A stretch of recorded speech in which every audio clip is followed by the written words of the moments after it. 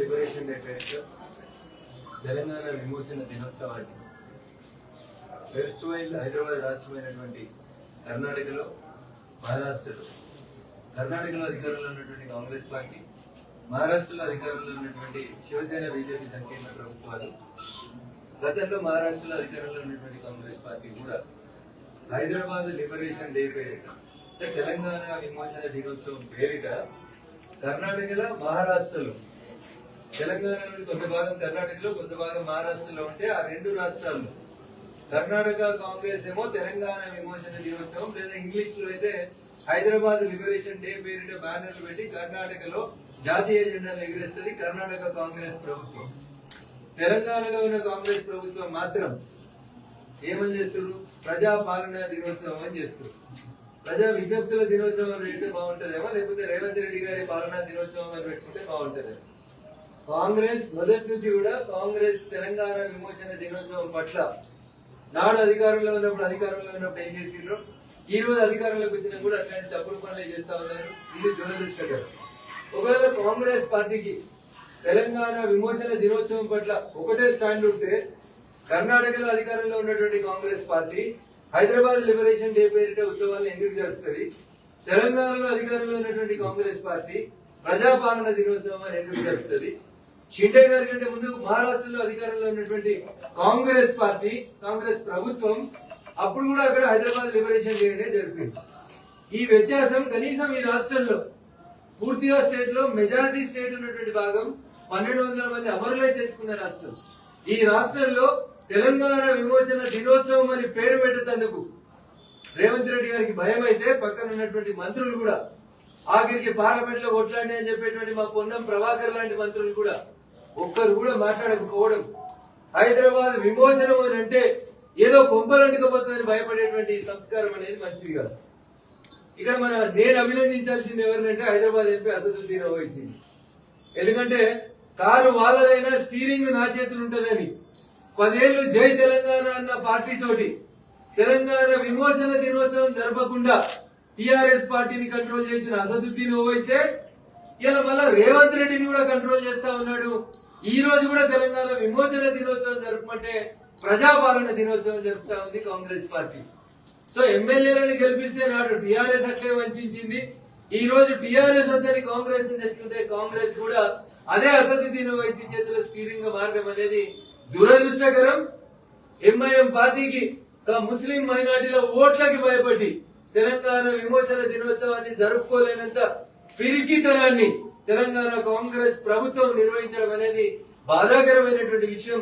ఆ రోజు తెలంగాణ కావాలని కొట్లాడినటువంటి 1200 మంది అమరుల ఆత్మలని మీరు అగౌరవపరిచినట్లుగా నేను ఈ రాష్ట్ర ప్రభుత్వాన్ని చెప్తూ, ఇప్పటికైనా తప్పైందని ఒప్పుకొని వెంటనే ఆ ప్రజాపాలన దినోత్సవం పేరుని హైదరాబాద్ లిబరేషన్ డేగా ప్రకటించాలని ఈ రాష్ట్ర ప్రభుత్వాన్ని నేను డిమాండ్ చేస్తా ఉన్నాను. ఇకపోతే మీ సిద్దిపేటలో ఒక ఆయన ఉంటాడు, అదృష్టమో దురదృష్టమో సిద్దిపేటలో కనీసం ట్విట్టర్ లో పెట్టలే సార్, ఫేస్బుక్ లో పెట్టలే. రంగనాంపల్లి చౌరస్తా అక్కడ పెట్రోల్ పోసుకొని అగిపెట్టి మరిచిపోయి 1200 మంది శ్రీకాంతాచారితో సహా 1200 మంది మరణానికి కారణమై వచ్చిన తెలంగాణలో 10 ఏళ్లు మంత్రి పదవి అనుభవించిన ఆయనకు ఇలా కనీసం తెలంగాణ లిబరేషన్ డే విమోచన దినోత్సవం సందర్భంగా ప్రజలకి శుభాకాంక్షలు చెప్పేందుకు మనసుకు రాలేదు సార్. నేను ఎందుకు ప్రత్యేకంగా అంటున్నా అంటే, నేనే 6 అడుగులున్నా, నేనే తెలంగాణ కోసం కొట్లాడినా అని చెప్పుకునేటువంటి హరీష్ రావు గారు నిన్న మిలాదున్ నబీకి శుభాకాంక్షలు పెట్టుకుంటావు నీ ఫేస్బుక్ పేజీలో, ట్విట్టర్ లో పెడతావు. కానీ నేను రాజకీయాలకు వచ్చిందే తెలంగాణతో అని చెప్పి పేరు తెలంగాణది, ఊరు మావని, మంత్రి పదవి 1200 మంది అమరులది. కనీసం తెలంగాణ విమోచన దినోత్సవం సందర్భంగా ఒక్క లైన్ ఫేస్బుక్ లో పెట్టలేదు హరీష్ రావు అనేట ఆయన. కానీ మిలాదున్ నబీ శుభాకాంక్షలు అంట. ఇక్కడనే సిద్దిపేట సమాజం ఆలోచించాలి, సిద్దిపేట ప్రజలు ఆలోచించాలి. ఓట్ల కోసం తప్ప హరీష్ రావు అనేట ఆయనకి తెలంగాణ ఉద్యమం మీద, తెలంగాణ గడ్డ మీద ఏ రకంగా కూడా ప్రేమ లేదనేది వాస్తవం. దీని గురించి హరీష్ రావు గారు వెంటనే సిద్దిపేట సమాజానికి, అక్కడ మీరు కట్టిన అమరవీరుల స్తూపానికి సంజయ్ శివాలి క్షమాపణ చెప్పాలని బహిరంగంగా నేను డిమాండ్ చేస్తా ఉన్నా. పొద్దున ట్విట్టర్ లో చూసిన ట్విట్టర్ పక్షేదం పోస్ట్ చేసింది ఏమని, రాజీవ్ గాంధీ విగ్రహం ఎట్లా పెడతారని. మరి నువ్వు తెలంగాణ తల్లి విగ్రహం ఎందుకు పెట్టలే? సెక్రటరియట్ కట్టింది ఎవరు? ఓపెన్ చేసింది ఎవరు? నువ్వు అక్కడ తెలంగాణ తల్లి విగ్రహం పెడితే వద్దన్నది ఎవరు?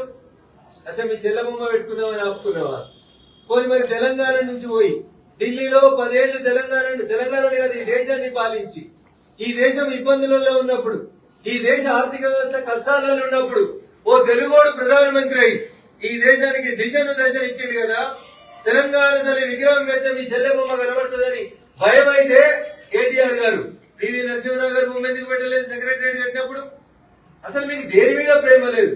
బహుశా నెక్స్ట్ టర్మ్ వస్తే నాయన బొమ్మ పెడదామని ఖాళీ ఉంచుకుంటున్నట్టున్నావు బహుశా. అందుకనే ఇట్లాంటి కుట్రలు కుతంత్రాలు చేసిన వాళ్ళు వచ్చి మేము బొమ్మ పెడతాం, తెలంగాణ తల్లి బొమ్మ పెడతాం. మీ బొమ్మల మీద దాస లేదు, మీ దాసంతా కుర్చీల మీద తప్ప ఇంకొకటి కాదు. మేమంతా జై తెలంగాణ అన్న తర్వాత 6 ఏళ్ల తర్వాత వచ్చిండు కేటీఆర్ అనే టైం. ఆయన జెండా ఎగిరేసిండు కానీ మొదటి నుంచి హరీష్ రావు అనే ఆయన మాత్రం ఇలా జెండా ఎగిరేయలే, కనీసం శుభాకాంక్షలు చెప్పలేదు. అందుకని తెలంగాణ సమాజానికి నేను సవినయంగా చేసేటువంటి అప్పీల్ ఏంటంటే 10 ఏళ్ల అధికారంలో ఉండి తెలంగాణ విమోచన దినం జరపనటువంటి మామాలున్న స్టేట్మెంట్లు రోషయ్య గారు ఏం మాట్లాడిండు, కేసీఆర్ అన్నట్టు ఆయన, హరీష్ రావు అన్నట్టు ఆయన ఏం మాట్లాడిండు? ఈ దేశంలో తమకు స్వతంత్రం వచ్చిన రోజున జాతీయ జెండా ఎగరేయనటువంటి ఒకే ఒక గడ్డ ఈ తెలంగాణ గడ్డ. రోషయ్య మేము అధికారంలోకి వస్తే ఈ గడ్డ మీద జెండా ఎగరేస్తామని మామ అల్లుడు అప్పుడున్నటువంటి కరీంనగర్ ఎంపీ వినోద్ గారు రంకెలేసిరు. 10 ఏళ్ల అధికారం నుండి కనీసం తెలంగాణ విమోచన దినోత్సవం జరుపుకున్నటువంటి దౌర్భాగ్యమైనటువంటి స్థితి ఎవరిదంటే టీఆర్ఎస్ నాయకత్వాన్ని. అయితే టీఆర్ఎస్ ని పక్కన పెట్టి తెలంగాణ మేమే ఇచ్చినాం, సోనియమ్మ ఇచ్చింది అని చెప్పేటువంటి రేవంత్ రెడ్డి గారి ఆలోచన ఎట్లా అంటే కాంగ్రెస్ కర్ణాటకలో తెలంగాణ విమోచన దినోత్సవం హైదరాబాద్ లిబరేషన్ డే జరుగుతుంది, కానీ తెలంగాణలో మాత్రం ప్రజాపాలన దినోత్సవం అంటుంది. ఇగో ఇది కాంగ్రెస్ పార్టీ యొక్క ద్వంద్వ నీతి, దమన సంస్కారాలు చేసేటువంటి పద్ధతి. ఆలోచించాలి. కాంగ్రెస్ బీఆర్ఎస్ ఈ రెండింటి మధ్యలో ఎక్కడ కూడా తేడా లేదు.